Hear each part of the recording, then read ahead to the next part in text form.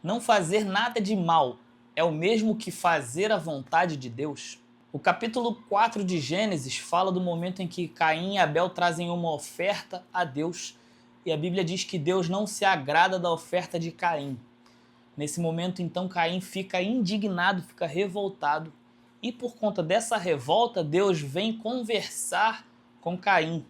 No momento em que Deus vem conversar com ele, Deus traz uma repreensão e um conselho. O ser humano, de uma maneira geral, tem muita dificuldade em lidar com a repreensão.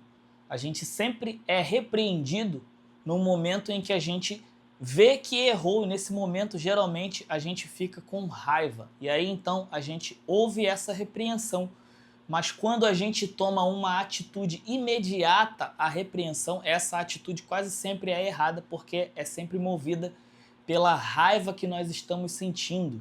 Então, o momento em que a gente recebe uma repreensão deve ser um momento em que a gente se isola para refletir a respeito daquela repreensão e tomar a atitude certa no momento certo. Quando a gente analisa a repreensão e toma uma atitude no momento exato da repreensão, a gente normalmente erra, assim como Caim errou, que depois do momento da repreensão, ele na raiva toma a atitude e mata o seu irmão. Caim ouviu a repreensão de Deus, mas não ouviu o conselho. Quando ele tomou uma atitude baseada na raiva, ele deu lugar justamente a esse pecado que conquistou ele e levou ele a matar seu irmão. A Bíblia nos ensina que Deus repreende a quem ele ama, ou seja, em algum momento das nossas vidas nós vamos errar e a repreensão vai chegar porque Deus nos ama e quer nos lapidar através dessa repreensão.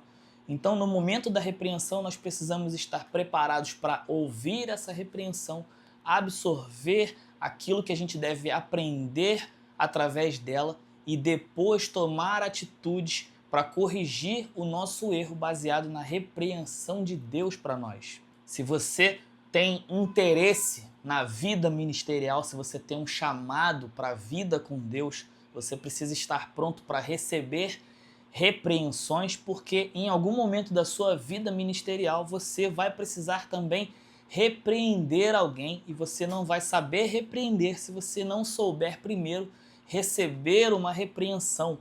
Como que a gente faz para receber uma repreensão? A gente precisa estar alinhado à vontade de Deus para nós, a gente precisa estar com o Espírito Santo fortalecido em nós, porque a verdade é que, como eu disse no capítulo atrás, aquele que vive distante da comunhão com Deus, ele está distante do amor de Deus e a consciência dele tende sempre ao mal.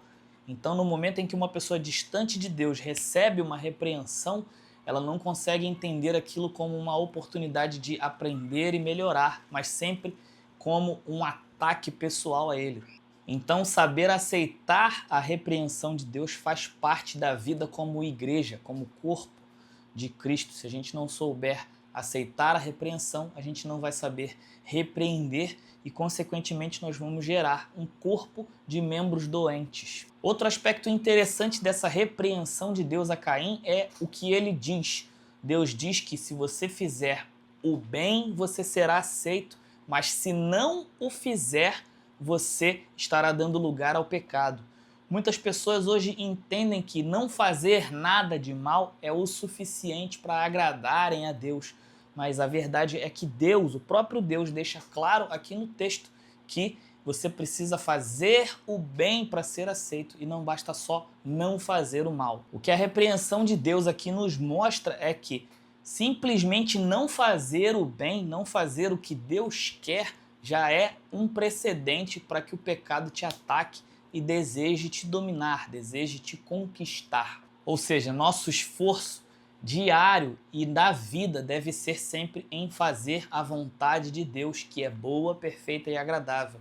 É lógico que a Bíblia nos garante que não são as nossas obras, que não é o nosso esforço que garante a nossa salvação, que garante a aceitação de Deus, mas sim a graça. No entanto, a Bíblia fala que a fé sem obras é morta. Então, se temos fé em Deus, devemos nos mover por essa fé atrás das obras de Deus para nós e fazê-las, porque não fazer o mal não quer dizer fazer a vontade de Deus e, consequentemente, não nos garante uma vida baseada na fé.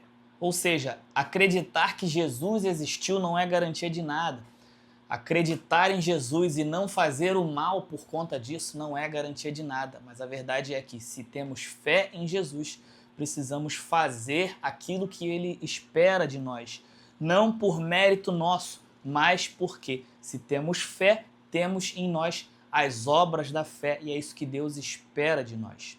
Então, vamos buscar fazer o bem, vamos buscar fazer a vontade de Deus, porque é dessa maneira que a gente transmite para o mundo a fé que a gente diz ter em nós. E o ponto é, fazer o bem é o que Deus espera, não fazer o mal não é suficiente.